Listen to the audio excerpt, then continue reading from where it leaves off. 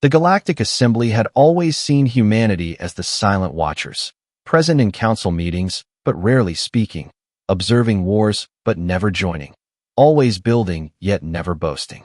They called us ghosts in metal, a species too quiet to matter.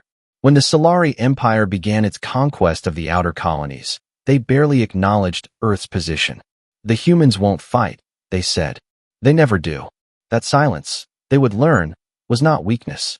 Because when the sky cracked open and a single human fleet emerged over the burning world of Delcaris, it didn't come with words. It came with thunder. The stars themselves shuddered as humanity spoke for the first time, not through diplomacy, but through fire, steel, and the scream of engines. The silence was broken, and the galaxy would never forget what was finally said. Delcaris burned. Once a thriving multi-species colony, it was now a smear of fire and ash under the Solari Empire's relentless assault. The Solari, reptilian and cold-eyed, saw it as another step toward galactic dominion. There had been no resistance, no warnings, no mercy. High above the charred surface, Admiral Rathak of the Solari flagship Voronak stood with his claws behind his back, observing the devastation. "And Earth?" he asked, not even turning. "Still silent, Admiral," hissed his communications officer. "No fleet movement. No reply. Good. Keep it that way. Humans are clever with words, but they lack spine." The bridge chuckled. But in the silence of space beyond the Delcaris moon, something stirred. A ripple. A distortion. Then, soundless but screaming in presence, a human warship dropped from FTL. Then another. Then a third. One by one, they emerged like wraiths, angular and black as void stone. No lights. No insignia. Only silence. "Admiral," barked the comms officer. "Unknown vessels. Human configuration. Battle ready." Rathak spun. "They dare." A fourth ship arrived. Then 10 more. Within 30 seconds, the sky above Delcaris was a canvas of human steel. The Voronak's sensors flickered. Why don't they broadcast? Why don't they speak? The answer came as the first missile streaked across space. The human fleet didn't send demands. They sent hell. Explosions rocked the Solari front line. Plasma rounds and kinetic weapons tore through shielding that had never faced Earth's military science. Every ship had a name etched not in paint, but in the language of loss. Retribution. Last light. No more silence. New Terra's rage. Admiral Rathak shouted orders. Fighters scrambled. Defense lines adjusted. Engage.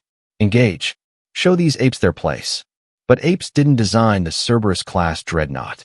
It appeared last, bigger, darker, deadlier than anything they'd seen. Its core thrummed with gravitational distortion, a weaponized singularity spinning in its gut. The ship's name glowed red along its hull. Humanity's voice.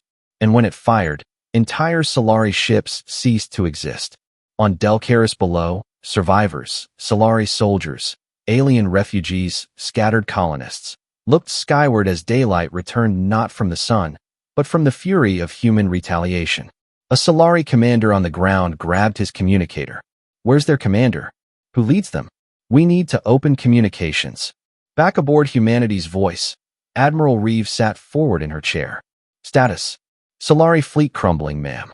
They're trying to hail. Reeve stared at the screen. Mute them. Should we respond at all? Reeve shook her head. We already did. The ship's weapon core spun again. One final shot. The Voronak shattered. A piece of it spiraled into the planet's upper atmosphere and burned up like a meteor. The rest of the Solari fleet fled. 3 days later, in the hallowed halls of the Galactic Assembly, silence fell as humanity entered not as observers, but as enforcers. Admiral Reeve walked alone to the center, surrounded by diplomats and warriors from dozens of species. One brave speaker asked, "Why now? Why did you attack without negotiation?"